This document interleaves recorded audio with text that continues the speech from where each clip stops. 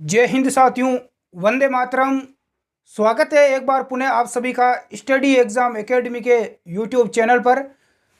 Rajasthan home guard भर्ती परीक्षा को लेकर एक बार पुनः आप सभी दोस्तों के बीच में लाइव आया हूं। आप सभी विद्यार्थियों की जो कमेंट आ रहे थे, जो मांग थी, उसी को लेकर आज मैं आप सभी की जो भी कमेंट्स है उन सभी कमेंट्स को लेकर आप सभी विद्यार्थियों के बीच में लाइव हूँ। बहुत सारे साथी मेरे पूछ रहे हैं कि सर होमगार्ड का हमारा एडमिट कार्ड है वो नहीं निकल रहा है। तो आप सभी विद्यार्थियों को मैं बता दूं कि जो आपका एडमिट कार्ड है, प्रवेश पत्र है, वो आपका इसका जो फिजिकल है वो डिस्ट्रिक्ट वाइज होगा, अलग अलग जिले वाइज होगा। तो अलग अलग डिस्ट्रिक्ट वाइज इसका जो एडमिट कार्ड है वो जारी होगा। मान लो किसी डिस्ट्रिक्ट अभी तक नहीं निकल रहा है तो वो विद्यार्थी इंतजार करें, थोड़ा वेट करें, कुछ समय के बाद निकल जाएगा। क्योंकि हो सकता है कि आपका फिजिकल थोड़ा लेट हो, नवंबर में हो, दिसंबर में हो, तो थोड़ा आपका टाइम लग सकता है, इसलिए आप चिंता ना करें। अब यहाँ पर विद्यार्थी पूछ रहे हैं कि कितना दौड़ होगी, क्या हमारा फिजिकल होगा, इसमें रिटन टेस्ट होगा या नहीं होगा, पेपर कैसा आएगा, या इसके अंदर आगे की हमारी प्रोसेस क्या रहेगी। तो सारी जानकारी दूंगा और इसमें क्या क्या आपको डॉक्यूमेंट साथ में लेके जाना है, पूरी जानकारी मिलने वाली है, इसलिए वीडियो को पूरा जरूर देखें। तो सबसे पहले मैं यहाँ पर बात करता हूँ आपकी फिजिकल की। सबसे पहले आपका फिजिकल टेस्ट होगा। क्या होगा? फिजिकल होगा। तो फिजिकल में सबसे पहले 30 नंबर का फिजिकल होगा। कितने नंबर का फिजिकल होगा? 30 नंबर का आपका फिजिकल होगा। इसमें जो पुरुष कैंडिडेट है, मेल कैंडिडेट है, जितने भी मेल कैंडिडेट है उनकी यहाँ पर 1 किलोमीटर की दौड़ होगी। 1000 मीटर यानी मात्र 1 किलोमीटर की आपकी दौड़ होगी। और जो महिला है, जो फीमेल है, फीमेल की मात्र 800 मीटर की दौड़ होगी। सभी को पता होगा। अब देखो, दौड़ के अलग अलग नंबर दिए जाएंगे, दौड़ के भी अलग अलग नंबर रखे गए हैं, ठीक है। तो यहाँ पर आप ध्यान से देखना किसको कितने नंबर दौड़ में मिलने वाले हैं। 3 मिनट 40 सेकंड दौड़ में पास करने के लिए पुरुषों के लिए रखी गई है। यदि आप दौड़ पार करते हो तो आपको 3 मिनट 40 सेकंड में पास करना होगा। महिला के लिए 4 मिनट और 30 सेकंड रखी गई है। दौड़ पार करने के लिए महिलाओं के लिए 4 मिनट 30 सेकंड का समय है। यदि आप इस समय में दौड़ को पास करते हो तो आपको 15 नंबर मिलेंगे दौड़ के। कितने नंबर मिलेंगे? 15 नंबर।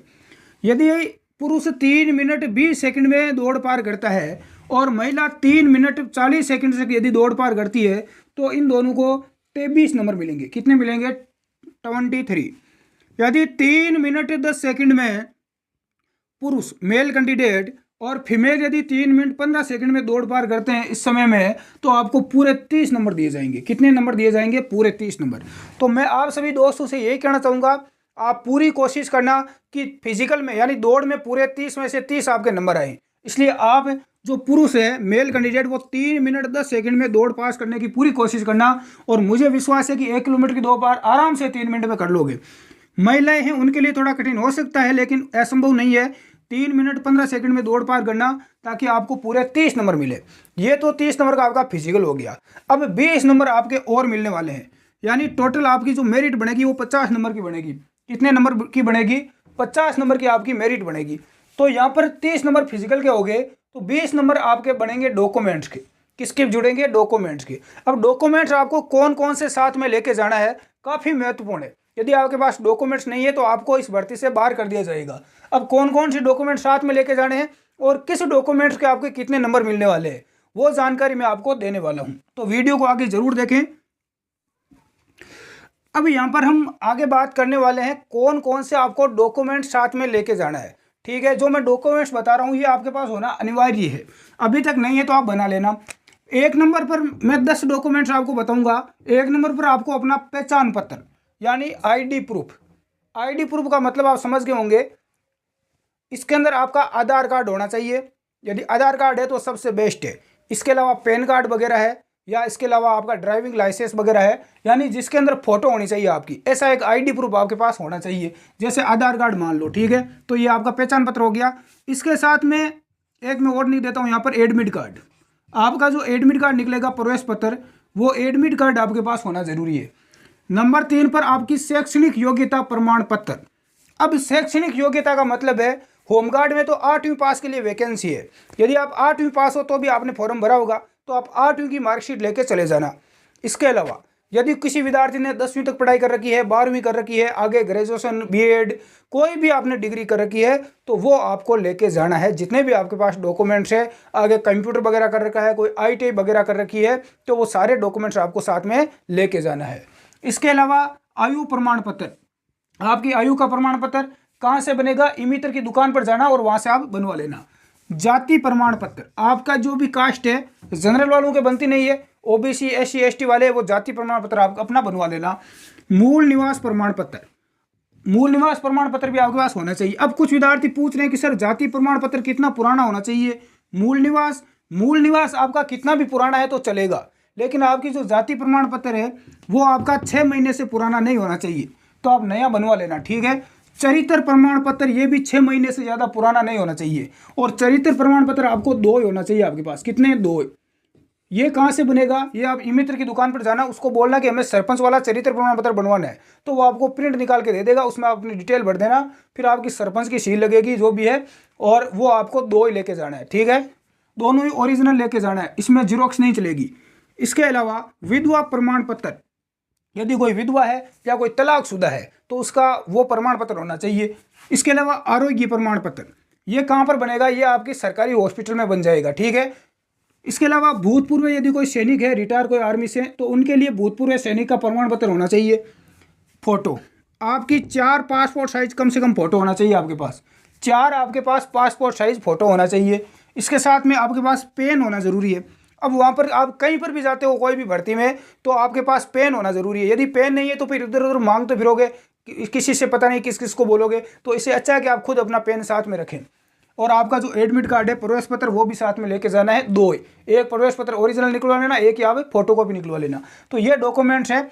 अब विद्यार्थी पूछ रहे हैं कि सर, और भी नीचे कमेंट करेंगे कि ये सारे डॉक्यूमेंट्स ओरिजिनल लेके जाना है क्या, तो हाँ, बिल्कुल आपको सारे डॉक्यूमेंट्स ओरिजिनल साथ में लेके जाना है, और प्रत्येक डॉक्यूमेंट्स की आपके पास एक एक फोटोकॉपी होना चाहिए, कम से कम एक एक क्या लेके जाना है, सभी की फोटोकॉपी करवा लेना, और प्रत्येक फोटोकॉपी पर आपके खुद के सिग्नेचर होने चाहिए, ठीक है, फोटोकॉपी पर। तो ये आपको डॉक्यूमेंट समझ में आगे होंगे अच्छे ढंग से।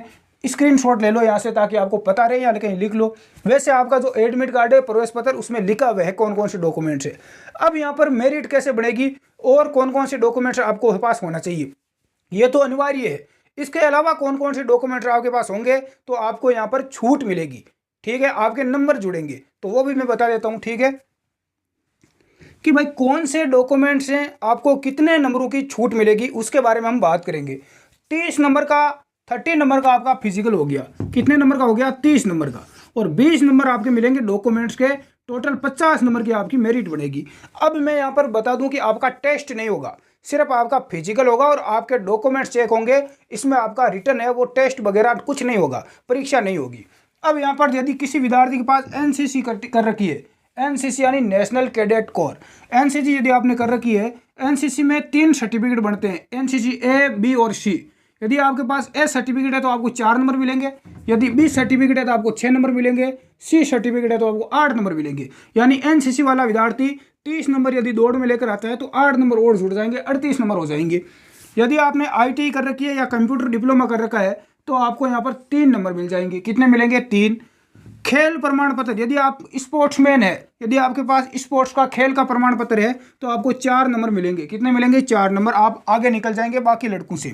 यदि आपके पास स्काउट का प्रमाण पत्र है, स्काउटिंग यदि आप गए हो स्कूल से कॉलेज से, तो आपको 5 नंबर मिलेंगे। अब इसको स्काउट में भी अलग अलग मिलेंगे। यदि आप राज्य स्तर गए हो तो आपको यहाँ पर 2-3 नंबर मिलेंगे, यदि आप राष्ट्रीय स्तर पर गए हो तो आपको 5 नंबर पूरे मिलेंगे।